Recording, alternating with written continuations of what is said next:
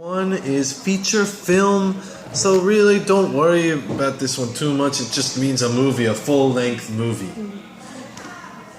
I am pretty sure the reason they call it a feature film is because a long time ago, I'm thinking 1930s, 1940s, when you went to go see a movie, there was a lot of short, maybe a minute, 2 minute, maybe even 5 to 10 minute, very short piece, this very short film that they would show beforehand.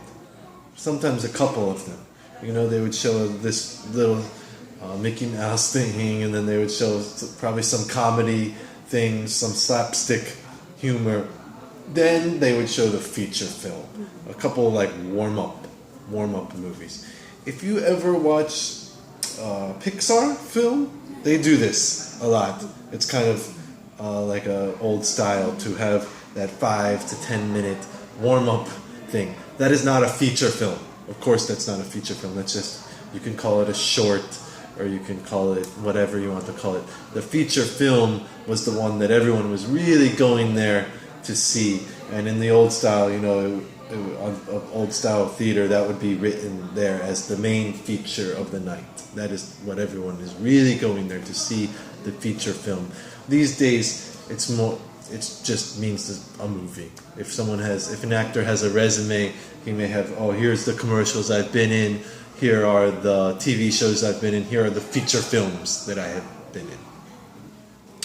Concept trailer, of course you guys know trailer, movie trailer, and concept trailer is going to be a trailer, but its main purpose is to show its concept, its style, its idea. It's going to be particularly important for something like this Loving Vincent film, which is kind of a new idea. I'm sure Avatar probably had a concept trailer. Star Trek had some concept trailer. If it's something new that people might not completely understand or might want to see before they invest in it or before they decide to show it in their theater, you're going to want to show some type of concept trailer. Number 3, hang around. This means to stay in one place for a long period of time, usually too long. Hang around is kind of a little bit negative. A nice synonym would be the word loiter. Loiter. In America, a lot of times you can see a sign near some business or some store that says no loitering. That means we do not want you to stand here, because if some young kids go stand there or some gang members are just hanging out, that looks bad for your business, so you put up a sign that says no loitering. You know, don't hang out here. Hang out, hang around are quite similar, but hang out is just kind of really innocent. You know, let's hang out. Let's hang out. You can hang out at home. You can hang out in the neighborhood. You can hang out wherever. That just means spending time together. Hang around is, like I said, in that one place, and it's usually not a good thing. Sometimes you could combine the two. Let's hang out around Hongdae. In that instance, if you're combining them, it's going to be similar to hang out, you know. Just around gives you a specific location. Let's hang out around Gangnam. Let's hang out around blah, blah, blah. To hang around is not really a good thing. Kickstarter funding. So you guys are probably aware of this one as well. Kickstarter, crowdfunding, whatever you want to call it. It's gathering money from the public to support some business or sometimes for some charity. I think the only time I ever gave money to a Kickstarter campaign was for a charity thing one time. A good example, I actually didn't give money to this one, but there was a theater, an historical theater near my house, and it was very old, so they were going to shut it down. But it had a lot of memories and a lot of history. So many people, even though they are getting nothing out of it, they gave some money to keep that business alive. A lot of Kickstarter campaigns will offer you some gifts. You know, if you give $10, we will send you a thank you card. If you give $50, we'll send you a signed thank you card. If you give $100, we'll send you a t-shirt and blah blah blah, like that.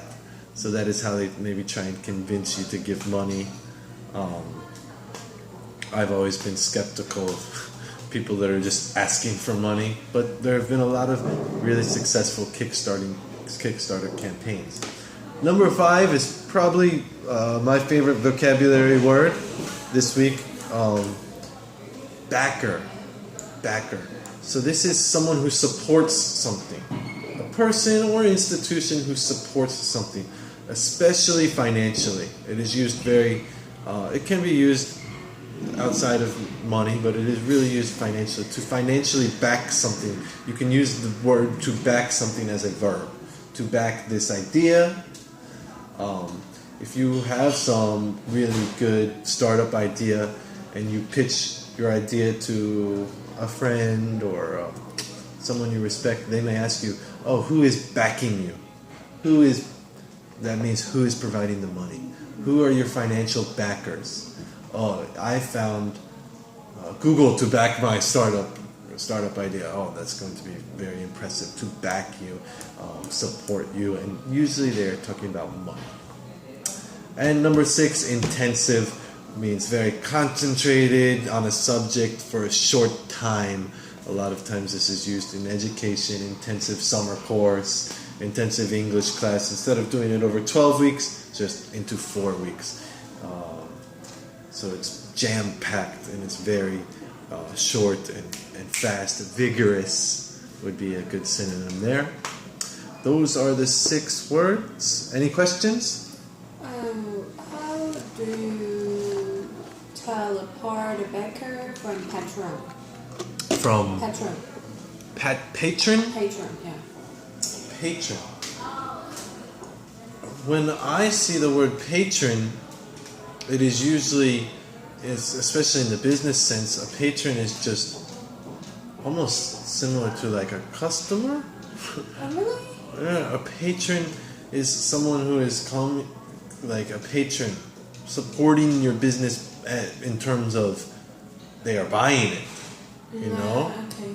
They are business patron, you know? He is buying your product, or not financially supporting the company in terms of loans and startup money, but a business patron, like he comes there, buys the product. Usually that's the way that I see that used, patron. So they are both supporting them, but in quite different ways. Any other questions? Nope. Okay.